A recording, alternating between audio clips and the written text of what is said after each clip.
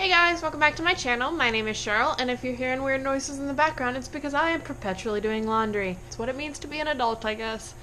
Anyway, today I'm here to bring you a video that I have not brought you guys in a long time, and I had debated whether or not I was going to do one of these, because I don't personally like to watch them that much, but I know a lot of you like to watch them because they're just a short, concise glimpse into what I read this month, as opposed to having to go and watch all of the individual reviews I do, because I do review every book on my channel.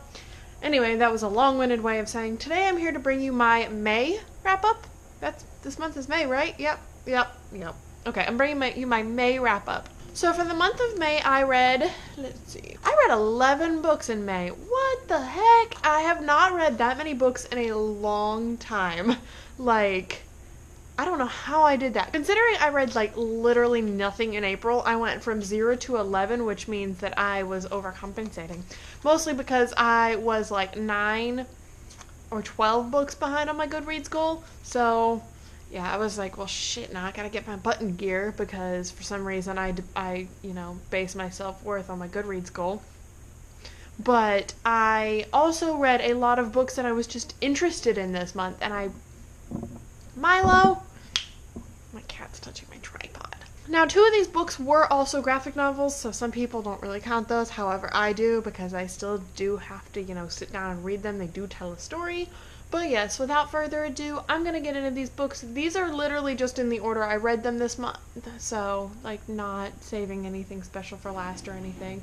So yeah, without further ado, let's get into them. So the first book I read in May was one that I'm sure a lot of people will be putting on their wrap-up, and that is A Court of Wings and Ruin by Sarah J. Maas. I gave this one a 5 out of 5 stars. I have a spoiler-free review for this. I will link that down below, and I will also link any other spoiler-free reviews I have down below as well. I can't say too much about this book because, first off, I wanted to keep it spoiler-free, but also this is the 3rd one in what is now, I guess, to be a 6-book series, although this wrapped up the character arc of the main character, Feyre. In this, so it was a trilogy arc of their story. The other 3 books are going to follow different characters, I believe. But yes, I did really enjoy this one. However, I give it a 5 out of 5 stars because I rated it and I reviewed it when I was still in the midst of all my emotions and my feels. But looking back at it, part of me wishes I had waited to review it and watched other people's reviews and let the book sit and just think about it, because there are aspects of this book I really don't like, and I kind of glossed over those in my review, and I really wish I could go back and redo it, because I don't know if I would necessarily take my rating down, because I really did enjoy this, maybe to a 4 out of 5 as opposed to a 5 out of 5, because it definitely didn't hold a candle to the second one, A Court of Mist and Fury, which is by far one of my favorite books ever. But yeah, I had some issues with it that I don't feel like I addressed properly in my review, because I was so excited and so ready to get that review up. I do regret that. But yes, overall, I did give this one a 5 out of 5 stars. I don't know if I'm going to change my rating for it. You can follow me on Goodreads, link down below. That way, if I do decide to change my rating, you'll see the updated version of it. So the next book I read in the month of May was Clash of Demons by Joseph Delaney. I gave this one a 5 out of 5 stars. This is the 6th book in the series, so cannot say anything about this book. I do also have a spoiler-free review for it, but this series is just so fantastic. It is a YA/middle grade series that follows the adventures of Mr. Tom Ward, who is training to be the local spook. This means that he is training to fight the dark, basically. Fight witches, boggarts, demons, things that are not so pleasant and kind of harass the people that live in these towns. He's training to become the man who fights them. They go on a whole lot of adventures. Every book in this series gets crazier and crazier and crazier. This one was absolutely no exception. It was fantastic. I am highly, highly looking forward to picking up the next one. I don't know if I said it already, but 5 out of 5 stars always. So the next book I read in the month of May was City of Bones by Cassandra Clare. I have decided to start this series. Now, I had said way back when that I had no desire to start the Mortal Instruments series for a couple of reasons.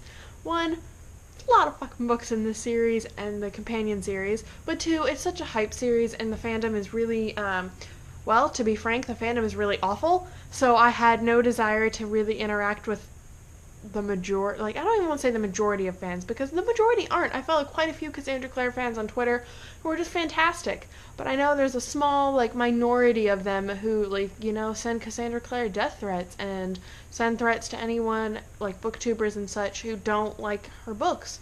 So I just didn't want to deal with any of that shit, but I decided, fuck it, I guess, and I took the plunge. This book was alright, honestly, for a first book in a series, and I don't know if it's her first book ever, but for a first book in a series, it was not that bad. It wasn't too bogged down with, I need to lay the foundation of the universe, which is something that a lot of first books in series do, but I didn't think it was, like, mind-blowing and spectacular. I don't know if the rest of the series gets to be that way. I do intend to continue the series. In fact, I found the second one at Goodwill for like $1, so I'm pretty excited. I'm going to start collecting them slowly but surely, probably through Goodwill.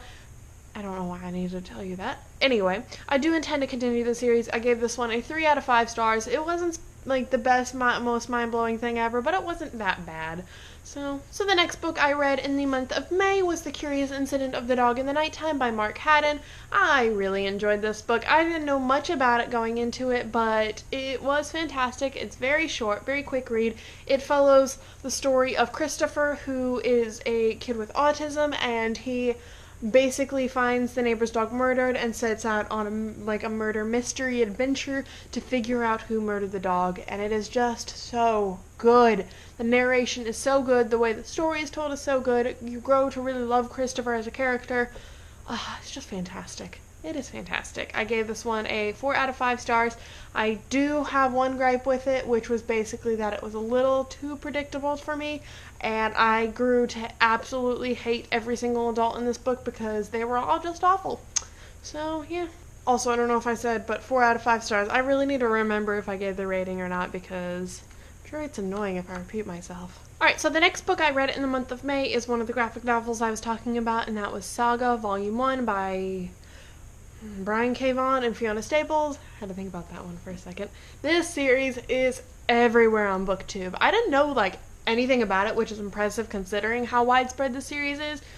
Oh boy, it was so good! It was so good! The art was really, really good. It was fantastic. Now, there is quite a bit of nudity and quite a bit of pretty graphic violence in it, so if you are sensitive to those subjects, I would hesitate before going into it. But, basically, this follows the story of two characters who are from different worlds, who are at war with each other. They kind of abandon their post and abandon their place, and they decide to get married, which is, like, mind-blowing. It is a big no-no. They're considered, like, outlaws for doing that, and basically they're running from the law's trying to catch them. It's just so good. So good. I definitely intend to continue the series. I got my first volume from the library. I have the second one on hold. However, it hasn't been returned in like 4 years. Someone checked it out and never brought it back. So I'm going to have to talk to the library about that and see what they can do, because I need the next one now. 5 out of 5 stars. Absolutely fantastic. So the next book I read in the month of May was Every Heart a Doorway by Shauna McGuire. This book was so good. I can see why everyone absolutely loves it and raves about it here on BookTube, because it packed such a powerful story in like 170 pages, and I don't know how that was going to happen. Like, that was the thing going into it. I was just like, really? How's this going to happen? But it did. Hello, Milo. Can I help you? But yes, this book was just, it was so good. Basically, this book follows a school where people who have gone into, like, alternate worlds, like, think Narnia or Neverland or places like that. So basically, these kids, go on adventures, and they have to come back to the real world, and they don't know how to cope, because they went to these magical, magical worlds where they felt like they could be themselves, and they felt like truly themselves. And the thing is, like, some of these worlds, the kids will have been missing in, like, our world for like 2 years, but they'll have been gone for like 20 in the new world. So they are like really having a hard time adjusting. So this school basically takes these wayward children and kind of helps them adjust back to the real world, and helps them sometimes try to find the doorways back into their magical worlds, and sometimes just help them cope, because it's just, I don't know how I would adjust if I went to like Narnia and had to come back and never get to go to Narnia again. But anyway, this story and these characters, Oh, the only reason I did not give it a full 5 stars was just because I felt like it wrapped up really too quickly and conveniently in the end, which, I mean, it's only 170 pages. It's kind of to be expected, but there was a murder mystery in between everything else happening, and that's the part that I felt like, it didn't need to be wrapped up in 3 pages. But, yep, still fantastic. Still would highly recommend it. It has awesome asexual representation as well as a pretty prominent it's not the main character, but a pretty prominent side character who's also trans. Fantastic representation, fantastic book, gave it a solid 4 out of 5 stars, would recommend. So the next book I read in the month of May was Mistborn by Brandon Sanderson. Oh, this book, I finally hopped into this series. I guess I started a lot of series this month because I have no self-control. But anyway, this book has been sitting on my shelf forever, and it was so good! Oh, it was so good. I get what the hype is about. However, I didn't give it a 5 stars, I give it a 4 out of 5 just because this book did fall victim to what I mentioned before, where you can tell it was like a foundational book. It definitely was very slow at times as it built the world and introduced you to the characters and the magic system. And yeah, but it was so good, and despite the fact that it was kind of boring and slow at times, Brandon Sanderson's writing is so engaging that I had no problem, reading, even though I read it in, the mass market paperback, and it was, 600 pages.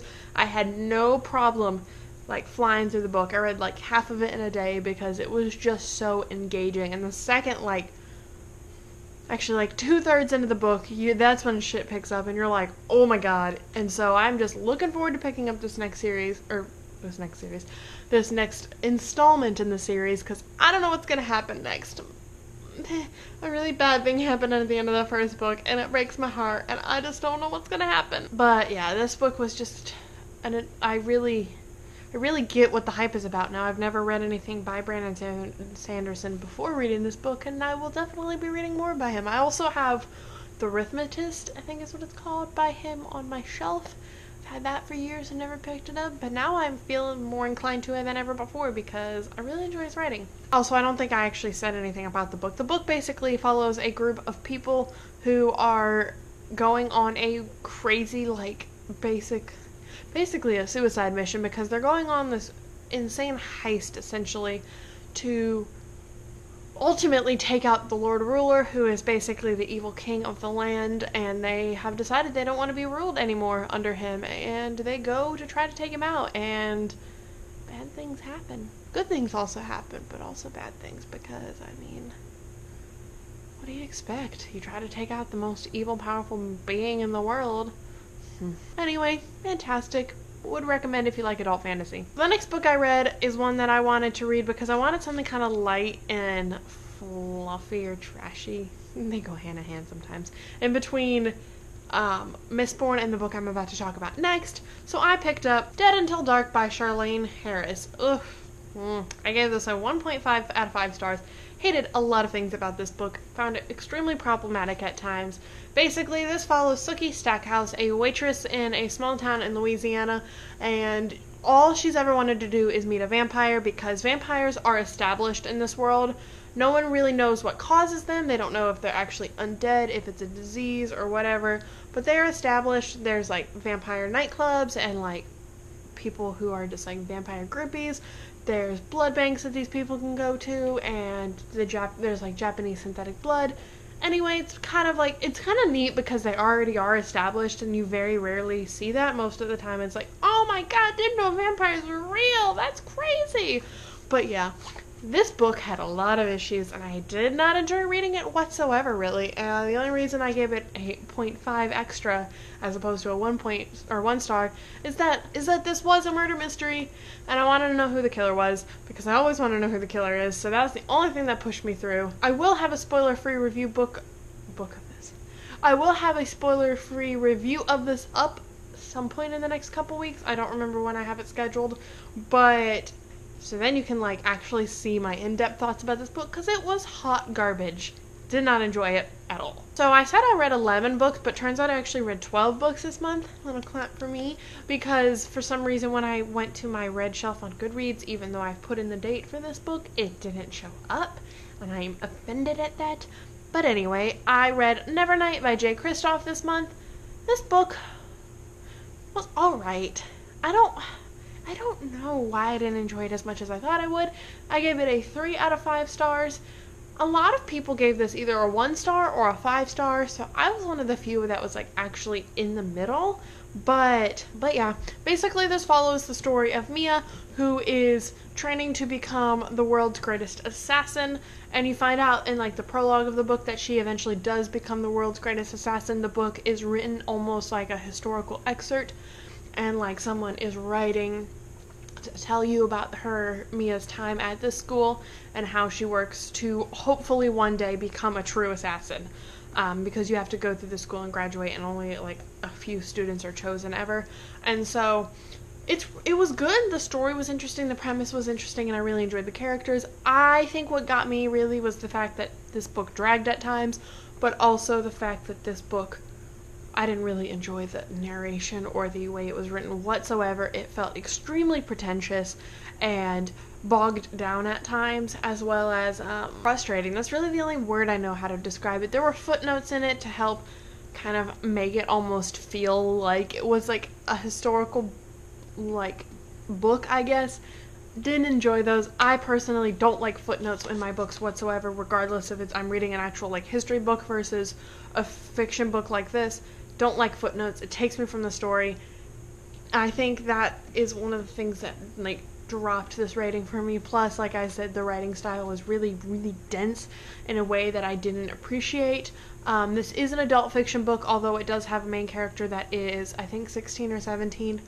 Do not make that mistake. There is quite a bit of violence, and some sex in it, so keep that in mind if you are sensitive to those topics. But overall, I would say this is a book I think most people should try. I really feel like this was a case of, it wasn't the book per se, it was more so me I just couldn't get behind the writing style. So the second one does come out, I think, later this year, early next year. It's called God's Grave. Probably wait to see reviews of that before I like pick it up, because I just don't know. So the next book I read in the month of May was Queens of Geek. I gave this one a 3 out of 5 stars. 10 stars. It was alright. I'm not a contemporary person. I've said that 100 times before, and I'll probably say it 100 times again, so I don't know why I keep trying to read contemporaries. I like never give them 5 out of 5 stars, because I don't know. Something about them just doesn't grip me the way it grips other people. You know, it's not going to be the same for everyone. Fantasy is my genre. It's what I love the most. But I will say that this book was definitely better than other contemporaries I've read. It basically follows two friends who go to what is essentially a mix of like Comic-Con and VidCon. One is a super famous YouTuber. She has like 3 million subs, and the other is not. She's just friends with her. But she's a big geek, and they go to this con, and they have a lot of fun. It takes place over 3 days. There's insta-love, because it takes place over 3 days. The one friend who is basically the YouTuber, the really famous YouTuber, she is Chinese Australian, I believe, also explicitly stated as bisexual, which I appreciate, because so many authors will never like explicitly state it. They always try to like hint at it, but like they never explicitly state it, and that pisses me off, because why won't you fucking just say that they are bisexual? That's all you have to say. Anyway, rant over. So she is bisexual, and it, like I said, it is stated in the book. Fantastic representation on that side. Her friend is also dealing with severe social anxiety, and also I think is autistic. I don't think I know she is. It says it in the book. Anyway, but I related definitely in terms of her anxiety, so there was fantastic representation on that side too.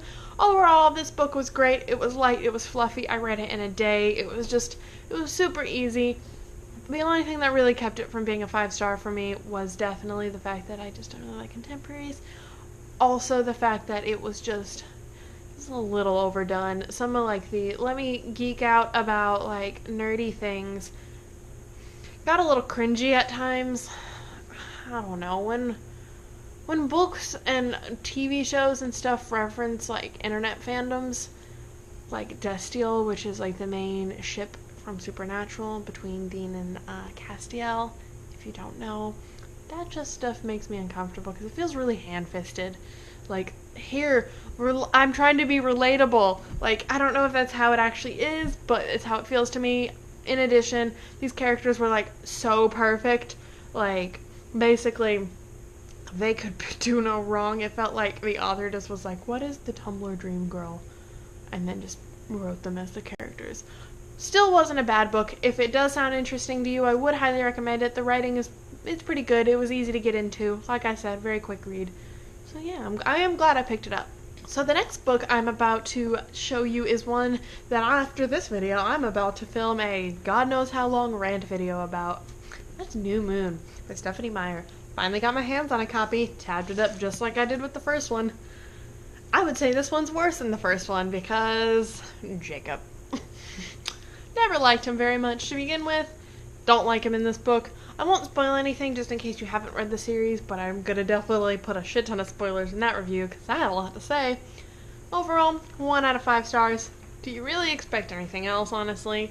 It was not good. So the last book I read in the month of May was Lock and Key, Welcome to Lovecraft by Joe Hill, illustrated by Gabriel Rodriguez. Joe Hill, I believe, is Stephen King's son. I know he has that book and I guess a movie, Horns. I haven't read anything by him before.